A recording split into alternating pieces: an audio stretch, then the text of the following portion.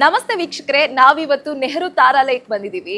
ಇಲ್ಲಿ ಮುಖ್ಯವಾಗಿ ಇವತ್ತು ನಾವು ಡಿಸ್ಕಸ್ ಮಾಡಬೇಕು ಅಂತ ಹೊರಟಿರೋ ವಿಚಾರ ಅಂದ್ರೆ ನಾಳೆ ಇರುವಂತಹ ಚಂದ್ರಗ್ರಹಣ. ಸಾಕಷ್ಟು ಜನಕ್ಕೆ ಗೊಂದಲ ಇದೆ. ನಾಳೆ ಚಂದ್ರಗ್ರಹಣ ಇದೆ, ಯಾವ ದೇಶದಲ್ಲಿ ಇದು ವಿಸಿಬಲ್ ಆಗತ್ತೆ, ಇಂಡಿಯಾದಲ್ಲಿ ಚಂದ್ರಗ್ರಹಣ ಆಚರಣೆ ಮಾಡಬೇಕಾ, ನಿಜಕ್ಕೂ ಇಂಡಿಯಾದಲ್ಲೂ ಕೂಡ ಚಂದ್ರಗ್ರಹಣ ಇದೆಯಾ, ಎಲ್ಲ ಸಾಕಷ್ಟು ಗೊಂದಲಗಳು ಇದೆ, ಸಾಕಷ್ಟು ಪ್ರಶ್ನೆಗಳಿದಾವೆ. ಇದ್ರ ಬಗ್ಗೆ ತಿಳಿಸ್ಕೊಡ್ಲಿಕ್ಕೆ ನಮ್ಮ ಜೊತೆ ಇವತ್ತು ಇಲ್ಲಿನ ಡೈರೆಕ್ಟರ್ ಗುರುಪ್ರಸಾದ್ ಸರ್ ಇದ್ದಾರೆ. ಅವ್ರನ್ನ ಮಾತಾಡಿಸ್ತಾ ಹೋಗ್ತೀನಿ. ಸರ್ ನಮಸ್ತೆ. ನಮಸ್ಕಾರ. ನಾನು ಆಗ್ಲೇ ಹೇಳಿದೆ ಸರ್, ಲಾಸ್ಟ್ ಟೈಮ್ ಸೂರ್ಯಗ್ರಹಣಕ್ಕೆ ಭೇಟಿಯಾಗಿದ್ವಿ. ಈ ಸಲ ಚಂದ್ರಗ್ರಹಣ, ಅದು ವರ್ಷದ ಕೊನೆಯ ಗ್ರಹಣ ಕೂಡ ಹೌದು. ಈ ಬಾರಿಯ ಚಂದ್ರಗ್ರಹಣದ ಬಗ್ಗೆ ಏನು ಹೇಳ್ತೀರಾ? ಖಂಡಿತ. ನೋಡಿ, ಈಗ ಸುಮಾರು 2 ವಾರದ ಕೆಳಗೆ ಬಂದಿದ್ರಿ ಸೂರ್ಯಗ್ರಹಣದ ಬಗ್ಗೆ. ಅದಾಗಿ ಒಂದು ಸುಮಾರು 15 ದಿನಗಳೆಲ್ಲ ಚಂದ್ರಗ್ರಹಣ ಆಗ್ತದೆ. ಸಹಜ ಹಾಗೆ ಆಗುತ್ತೆ. ಈ ಬಾರಿ ಈ ಚಂದ್ರಗ್ರಹಣ ಅಂದರೆ ಆಗಸ್ಟ್ 27, 28 ಅಂತ ಹೇಳ್ತಾರೆ. ಆದರೆ ಭಾರತೀಯ ಕಾಲಮಾನದ ಪ್ರಕಾರ ತಗೊಂಡ್ರೆ ಈ ಚಂದ್ರಗ್ರಹಣ ಆಗೋದು ನಮಗೆ ಬೆಳಗ್ಗೆ ಆಗೋಗಿರುತ್ತೆ. ಈ ಚಂದ್ರಗ್ರಹಣ ಪ್ರಾರಂಭ ಆದಾಗ ನಮ್ಮ ಭಾರತದಲ್ಲಿ ಬೆಂಗಳೂರಿನಲ್ಲೇ ತಗೊಳ್ಳೋಣ ಇವಾಗ. ಯಾಕಂದರೆ ಇಂಡಿಯನ್ ಭಾರತೀಯ ಕಾಲಮಾನ ಅನ್ನೋದು ಒಂದೇ ಇರೋದು, ಇಂಡಿಯನ್ ಸ್ಟ್ಯಾಂಡರ್ಡ್ ಟೈಮ್ ಅನ್ನೋದು. ಬೆಳಗ್ಗೆ 6:54 ಸುಮಾರಿಗೆ ಆದಾಗ ಚಂದ್ರಗ್ರಹಣ ಪ್ರಾರಂಭ ಆಗುತ್ತೆ. ಅದು ಚಂದ್ರಗ್ರಹಣ ಮುಕ್ತಾಯ ಆಗೋದು ಇಲ್ಲಿ 12:31 ಆದಾಗ, ಸುಮಾರು 12:31 ಆದಾಗ, ಸುಮಾರು 5.5 ಗಂಟೆಗಳ ಕಾಲ ವ್ಯಾಪಿಸಿರುತ್ತೆ ಈ ಚಂದ್ರಗ್ರಹಣ. ಆದರೆ ಈ ಚಂದ್ರಗ್ರಹಣ ಮೊದಲು ಪ್ರಾರಂಭ ಆದಾಗ ಸುಮಾರು 1 ಗಂಟೆ ಕಾಲ ಗೊತ್ತೇ ಆಗಲ್ಲ ಚಂದ್ರಗ್ರಹಣ ಆಗ್ತಾ ಇದೆ ಅಂತ. ಯಾಕಂದರೆ ಈ ಮೊದಲು ಚಂದ್ರಗ್ರಹಣದ ವೇಳೆನಲ್ಲಿ ನೋಡಿ, ಇವಾಗ ಈ ಮಾದರಿ ತಗೊಂಡ್ರೆ ಇದು ಗ್ರಹಣದ್ದೇನಲ್ಲ. ಆದ್ರೆ ನೋಡಿ, ಭೂಮಿ ಚಂದ್ರನಿಗಿಂತ 4 ಪಟ್ಟು ದೊಡ್ಡದಾಗಿದೆ. 4 ಪಟ್ಟು ದೊಡ್ಡದಾಗಿದೆ. ಹೀಗಾಗಿ ನೋಡಿ, ಸೂರ್ಯ ಅಲ್ಲಿದ್ದಾನೆ, ಕಾಣಿಸ್ತಾ ಇಲ್ಲ. ಊಹಿಸ್ಕೋಬೇಕು, ಸೂರ್ಯ ಅಲ್ಲಿದ್ದಾನೆ, ಭೂಮಿ ಇಲ್ಲಿದೆ, ಚಂದ್ರ ಇಲ್ಲಿದ್ದಾನೆ. ಅವಾಗ ಏನಾಗುತ್ತೆ, ಈ ಸೂರ್ಯನ ಬೆಳಕು ಚಂದ್ರನ ಮೇಲೆ ಬೀಳದಂತೆ ಭೂಮಿ ತಡಿತಾ ಇದೆ. ಅಂದ್ರೆ ಸ್ವಲ್ಪ ದೊಡ್ಡ ಭೂಮಿ ನೆರಳು ತುಂಬಾ ದೊಡ್ಡದು. ಈ ಭೂಮಿ ಸೂರ್ಯನ ಬೆಳಕನ್ನ ತಡೆದಾಗ 2 ಬಗೆಯ ನೆರಳುಗಳನ್ನ ಉಂಟು ಮಾಡುತ್ತೆ. ಇದು ಈ 2 ಬಗೆಯ ನೆರಳುಗಳಲ್ಲಿ ಮೊದಲನೇದು ದಟ್ಟವಾದ ಛಾಯೆ. ಈ ದಟ್ಟವಾದ ಛಾಯೆ ಅಂತ ಏನ್ ಹೇಳ್ತೀವಿ, ಇದಕ್ಕೆ ಅಂಬ್ರ ಅಂತ ಹೇಳ್ತೀವಿ. ಇನ್ನೊಂದು ಅಷ್ಟೊಂದು ದಟ್ಟವಾದಲ್ಲ, ಕ್ಷೀಣವಾದ ಅರೆಪಾರ್ಶ್ವ ಛಾಯೆ, ಇದಕ್ಕೆ ಪೆನಂಬ್ರಾ ಅಂತ ಹೇಳ್ತೀವಿ. ಪೆನಂಬ್ರಾ ಅಂತ ಹೇಳ್ತೀವಿ. ಇದು ಮೊದಲೇನಾಗತ್ತೆ ಅಂದರೆ 6:54 ಪ್ರಾರಂಭ ಆದಾಗ ಚಂದ್ರ ಭೂಮಿಯ ಕ್ಷೀಣವಾದ ನೆರಳನ್ನು ಪ್ರವೇಶಿಸುತ್ತೆ. ಸುಮಾರು 1 ಗಂಟೆ ಕಾಲ, 1 ಗಂಟೆ 10 ನಿಮಿಷದಷ್ಟು ಕಾಲ ಗ್ರಹಣ ನಡೀತಿರೋದೇ ಗೊತ್ತಾಗಲ್ಲ. ಯಾಕಂದರೆ ಚಂದ್ರ ಒಂದು ಸ್ವಲ್ಪ ಮಂಕಾದಂತ ಕಾಣಿಸುತ್ತೆ, ಜಾಸ್ತಿ ಇನ್ನೇನು ಗೊತ್ತಾಗಲ್ಲ. ಆಮೇಲೆ 8 ಗಂಟೆ 3 ನಿಮಿಷ, 8 ಗಂಟೆ 4 ನಿಮಿಷದಿಂದ ಭೂಮಿ ದಟ್ಟವಾದ ನೆರಳು ಬೀಳತ್ತಲ್ಲ, ಅದರೊಳಗೆ ಚಂದ್ರ ಪ್ರವೇಶ ಮಾಡಕ್ಕೆ ಶುರು ಮಾಡಿ. ಆವಾಗ ಚಂದ್ರನ ಭಾಗ ಕತ್ತರಿಸಿದಂಗಾಗಿ ಅದು ಅದರ ಬಣ್ಣನೇ ಬದಲಾಯಿಸುತ್ತೆ. ಕಡೆಗೆ ಸುಮಾರು 9:34, 9:35 ಸುಮಾರಿನಲ್ಲಿ ಚಂದ್ರ ಬಹುಮಟ್ಟಿಗೆ, ಚಂದ್ರನ 95% ಭಾಗ ಭೂಮಿಯ ದಟ್ಟವಾದ ನೆರಳು ಒಳಗೆ ಇರುತ್ತೆ. ಹಾಗಾದರೆ ಚಂದ್ರ ಆ ಭಾಗ, ಭೂಮಿಯ ದಟ್ಟವಾದ ನೆರಳಿನಲ್ಲಿ ಇರುವಂತಹ ಚಂದ್ರನ ಭಾಗ ಅದೇನಾದರೂ ನಮಗೆ ಕಪ್ಪು ಬಣ್ಣದ್ದಾಗಿ ಕಾಣಿಸುತ್ತಾ? ಇಲ್ಲ, ಅದು ರಕ್ತವರ್ಣದ್ದಾಗಿ, ಮಂದವಾದ ರಕ್ತವರ್ಣದ್ದಾಗಿ ಗೋಚರಿಸುತ್ತೆ.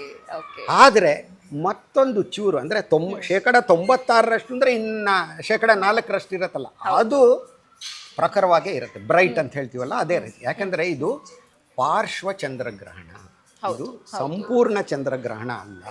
ಆದರೆ ಬಹುಮಟ್ಟಿಗೆ ಸಂಪೂರ್ಣ ಅಂತಾನೆ. ಯಾಕಂದರೆ 96% ಅಥವಾ 96% ಅಂದರೆ ಇನ್ನೇನು, ಹಾಗಾಗಿ ಇದಾಗುತ್ತೆ.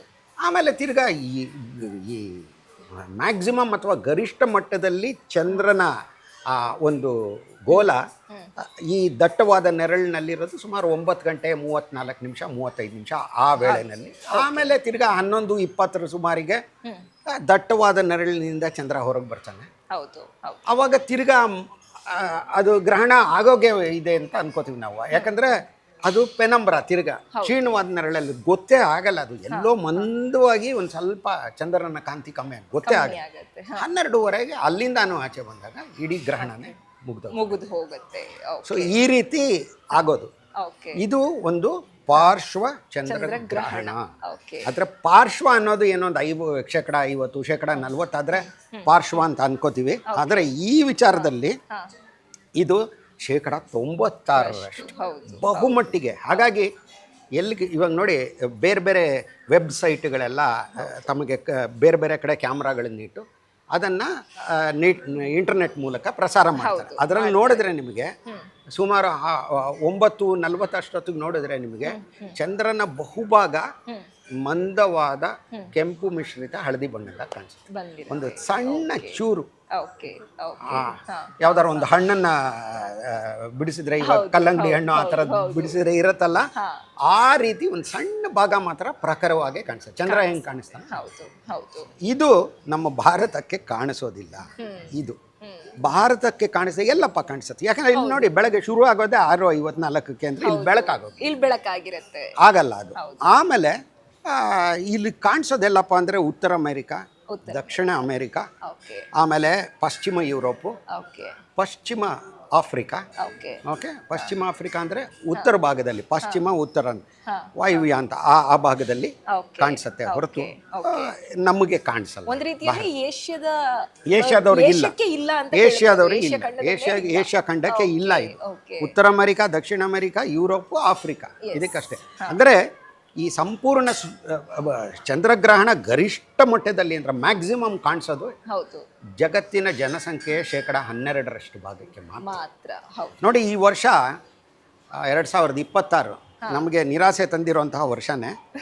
ಯಾಕಂದರೆ ಫೆಬ್ರವರಿ 17ನೇ ತಾರೀಕು ಒಂದು ಕಂಕಣ ಗ್ರಹಣ, ಸೂರ್ಯಗ್ರಹಣ ನಮಗೆ ಕಾಣಿಸ್ಲಿಲ್ಲ. ಯಾಕಂದರೆ ಅದು ಅಂಟಾರ್ಟಿಕಾದಲ್ಲಿ ಮತ್ತು ದಕ್ಷಿಣ ಆಫ್ರಿಕಾ, ದಕ್ಷಿಣ ಭಾಗದ, ದಕ್ಷಿಣ ಅಮೆರಿಕಾದ ದಕ್ಷಿಣ ಭಾಗಕ್ಕೆ ಕಾಣಿಸ್ತು ಕಂಕಣ ಗ್ರಹಣ ತುಂಬ ಚೆನ್ನಾಗಿರುತ್ತೆ.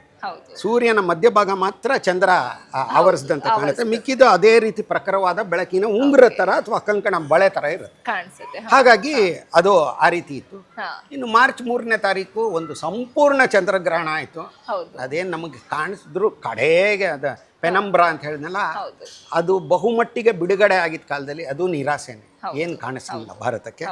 ಇನ್ನು 15 ದಿವಸದ ಕೆಳಗೆ ಸಂಪೂರ್ಣ ಸೂರ್ಯಗ್ರಹಣ ಆಯಿತು. ಆದರೆ ನಾನು ನಿಮಗೆ ಅಲ್ಲೇ ಹೇಳಿದೆ, ಎಲ್ಲಿಂದ ಅಂದರೆ ಸೈಬೀರಿಯಿಂದ ಪ್ರಾರಂಭವಾಗಿ ಗ್ರೀನ್ಲ್ಯಾಂಡ್, ಐಸ್ಲ್ಯಾಂಡ್, ಅಲ್ಲಿಂದ ಉತ್ತರ ಅಟ್ಲಾಂಟಿಕ್ ಸಾಗರಕ್ಕೆ ಬಂದು ಅಲ್ಲಿಂದ ಸ್ಪೇನು, ಪೋರ್ಚುಗಲ್ ಮೇಲೆ ಬಂದು ಮೆಡಿಟರೇನಿಯನ್ ಸಮುದ್ರದ ಮೇಲೆ ಹೊರಟಾಯಿತು.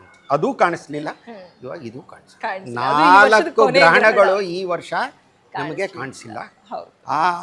ಮುಂದಿನ ವರ್ಷ 3 ಚಂದ್ರಗ್ರಹಣಗಳು, 2 ಸೂರ್ಯಗ್ರಹಣ. ಈ ವರ್ಷ 4 ಆದರೆ ಮುಂದಿನ ವರ್ಷ 27ರಲ್ಲಿ 5 ಇದೆ. 5ರಲ್ಲಿ 3 ಚಂದ್ರಗ್ರಹಣಗಳು ಏನು ಅದ್ಭುತವಾಗಿ ಕಾಣಿಸುವಂಥ ಚಂದ್ರಗ್ರಹಣ ಅಲ್ಲ. ಒಂದು ಗ್ರಹಣದಲ್ಲಂತೂ ಚಂದ್ರ ಎಲ್ಲೋ ಸ್ವಲ್ಪ ನೆರಳನ್ನು ಪ್ರವೇಶಿಸಿದಂತೆ ಕಾಣುತ್ತೆ, ಗೊತ್ತೇ ಆಗಲ್ಲ. ಭಾರತಕ್ಕೆ ಗೋಚಾರ ಇದೆ ಇಲ್ಲ, ಭಾರತಕ್ಕೆ ಇದು ಗೋಚರ ಆಗೋದು ಯಾವುದು ಅಂದರೆ ಒಂದು ಈ ಅದೇ ಹೇಳಿದ್ನಲ್ಲ, ಬಹುಮಟ್ಟಿಗೆ ಕಾಣಲ್ಲ ಅಂತ ಅದು. ಆಮೇಲೆ ಇನ್ನೊಂದು ಅದೇ ಪೆನಂಬ್ರಲ್ ಎಕ್ಲಿಪ್ಸ್ ಅಂದರೆ ಸ್ವಲ್ಪ ಮಂಕಾಗ ಅಂಥದ್ದು ಒಂದು ಕಾಣಿಸುತ್ತೆ. 2 ಚಂದ್ರಗ್ರಹಣ, 1 ಸೂರ್ಯಗ್ರಹಣ ಮುಂದಿನ ವರ್ಷ ಗೋಚರಿಸುತ್ತೆ. ಸಂಪೂರ್ಣ ಅಲ್ಲ, ಸ್ವಲ್ಪ ಮಟ್ಟಿಗೆ. ಸೂರ್ಯಗ್ರಹಣ ಅಂತೂ ಭಾಗಶಃ ಪಾರ್ಶ್ವ ಸೂರ್ಯಗ್ರಹಣವಾಗಿ ಗೋಚರಿಸುತ್ತೆ. ಆದರೆ ಚಂದ್ರಗ್ರಹಣ ಗೋಚರಿಸಿದ್ರು, 3 ಚಂದ್ರಗ್ರಹಣಗಳಲ್ಲಿ 2 ಗೋಚರಿಸಿದ್ರು ಅದು ಗೊತ್ತೇ ಆಗಲ್ಲ. ಹಾಗಾಗಿ 2 ಸೂರ್ಯಗ್ರಹಣಗಳ ಪೈಕಿ 2027ರಲ್ಲಿ ಒಂದು ಮಾತ್ರ ಪಾರ್ಶ್ವ ಸೂರ್ಯಗ್ರಹಣವಾಗಿ ಬರುತ್ತೆ. ಇನ್ನು ಮುಖ್ಯವಾಗಿ ಸರ್, ಗ್ರಹಣ ಬಂದ ತಕ್ಷಣ ಕೇತುಗ್ರಸ್ತ ಗ್ರಹಣ ಅಂತಾರೆ, ರಾಹುಗ್ರಸ್ತ ಗ್ರಹಣ ಅಂತಾರೆ. ಏನು ಈ ಕೇತುಗೂ ರಾಹು ಗ್ರಹಣಕ್ಕೂ ಸಂಬಂಧ? ಅಲ್ಲ ನೋಡಿ, ನಾನು ಹೇಳಿದೆ ನೋಡಿ, ಇವಾಗ ಇದರಲ್ಲಿ ತೋರಿಸಿಲ್ಲ. ಇವಾಗ ಭೂಮಿ ಸೂರ್ಯನನ್ನು ಸುತ್ತುತ್ತಾ ಇದೆಯಲ್ಲ, ಈ ರೀತಿ ಸುತ್ತುತ್ತಾ, ಒಂದು ಸಮತಲ ಅಥವಾ ಪ್ಲೇನ್ ನಲ್ಲಿ ನೋಡಿ, ಈ ರೀತಿ ಹಿಂಗೆ ಸುತ್ತುತ್ತಾ ಟೇಬಲ್ ತರ. ಚಂದ್ರ ಭೂಮಿನ ಸುತ್ತಿದ್ದಾನಲ್ಲ, ಇದು ಸರಿಯಾಗಿ ತೋರಿಸಿಲ್ಲ ಇದರಲ್ಲಿ. ಇದು ಸ್ವಲ್ಪ ಹಿಂಗ ವಾಲ್ಕೊಂಡಿದೆ 5 ಡಿಗ್ರಿ. ಹಾಗಾಗಿ ಸೂರ್ಯ ಅಲ್ಲಿದ್ರು ಕೆಲವು ವೇಳೆ ಭೂಮಿ ತನ್ನ ನೆರಳನ್ನ ಬೀರಿದ್ರು ಆ ನೆರಳಲ್ಲಿ ಚಂದ್ರ ಹುಣ್ಣಿಮೆಯ ದಿವಸ ಹೋಗಲ್ಲ.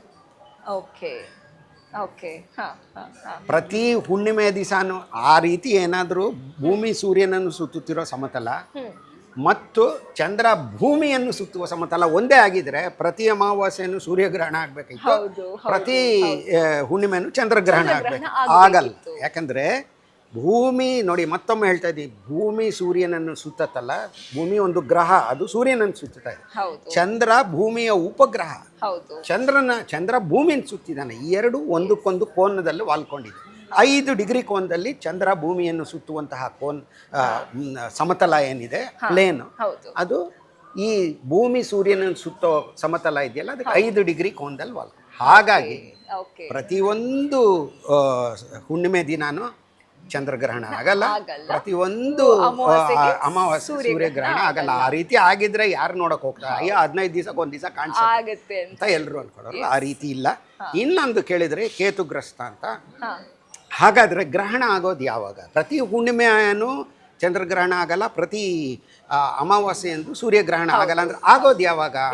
ಈ ಭೂಮಿ ಸೂರ್ಯನ ಸುತ್ತಿದೆ ಸಮತಲದಲ್ಲಿ ಹಿಂದೆ, ಚಂದ್ರ ಭೂಮಿಯನ್ನು ಸುತ್ತುವ ಸಮತಲ, ಸೂರ್ಯನನ್ನ ಭೂಮಿ ಸುತ್ತುವ ಸಮತಲನ ಅದು ವಾಲ್ಕೊಂಡಿರೋದ್ರಿಂದ 2 ಬಾರಿ ಅದು ಛೇದಿಸುತ್ತೆ, ಇಂಟರ್ಸೆಕ್ಟ್ ಮಾಡುತ್ತೆ. ನೋಡಿ, ಇದು ಹಿಂಗೆ ವಾಲ್ಕೊಂಡಿದೆ ಅಂದ್ರೆ ನೋಡಿ, ಇಲ್ಲಿ ಇದೆ ಅಂದ್ರೆ ಇಲ್ಲೊಂದು ಕಡೆ, ಇಲ್ಲೊಂದು ಕಡೆ, ಈ 2 ಬಿಂದುಗಳ ಹತ್ರ ಇದ್ದಾಗ ಚಂದ್ರ ಓಕೆ ಗ್ರಹಣಗಳಾಗುವಂತಹ ಸಾಧ್ಯತೆ ಉಂಟಾಗುತ್ತೆ. ಯಾಕಂದ್ರೆ ಸೂರ್ಯ, ಚಂದ್ರ, ಭೂಮಿ ಇವು 3 ಸರಳ ರೇಖೆಯಲ್ಲಿರುತ್ತೆ. ಸೂರ್ಯ, ಚಂದ್ರ, ಭೂಮಿ ಸರಳ ರೇಖೆಯಲ್ಲಿದ್ದಾಗ ಸೂರ್ಯಗ್ರಹಣ ಆಗುತ್ತೆ. ಸೂರ್ಯ, ಭೂಮಿ, ಚಂದ್ರ ಇದ್ದಾಗ ಚಂದ್ರಗ್ರಹಣ. ಈ 2 ಬಿಂದುಗಳಿದೆಯಲ್ಲ, ಅಂದ್ರೆ ಚಂದ್ರ ಭೂಮಿಯನ್ನು ಸುತ್ತುವ ಸಮತಲ, ಭೂಮಿ ಸೂರ್ಯನನ್ನು ಸುತ್ತುವ ಸಮತಲನ ಛೇದಿಸತ್ತಲ್ಲ, ಇಂಟರ್ಸೆಕ್ಟ್ ಮಾಡುತ್ತೆ 2 ಪಾಯಿಂಟ್ಸ್ ಅಲ್ಲಿ. ಒಂದರ ಹೆಸರು ರಾಹು, ಇನ್ನೊಂದರ ಹೆಸರು ಕೇತು. 15 ದಿವಸದಿಂದ ಸೂರ್ಯಗ್ರಹಣ ಆಗಿದ್ದು ಕೇತುಗ್ರಸ್ತ ಸೂರ್ಯಗ್ರಹಣ. ಇವಾಗ ಚಂದ್ರ ತನ್ನ ಕಕ್ಷೆಯಲ್ಲಿ ಅರ್ಧ ಸುತ್ತಬಿಟ್ಟು, ಯಾಕಂದ್ರೆ ಚಂದ್ರ ಭೂಮಿನ ಸುತ್ತೋದು ಒಂದು ಸಲ ಸುತ್ತಕ್ಕೆ 27.3 ದಿವಸ, 28 ದಿವಸ ಅಂತ. ಹಾಗಾಗಿ ಅದು ಕೇತುಗ್ರಸ್ತ ಸೂರ್ಯಗ್ರಹಣ ಆದರೆ ಇದು ರಾಹುಗ್ರಸ್ತ ಚಂದ್ರ.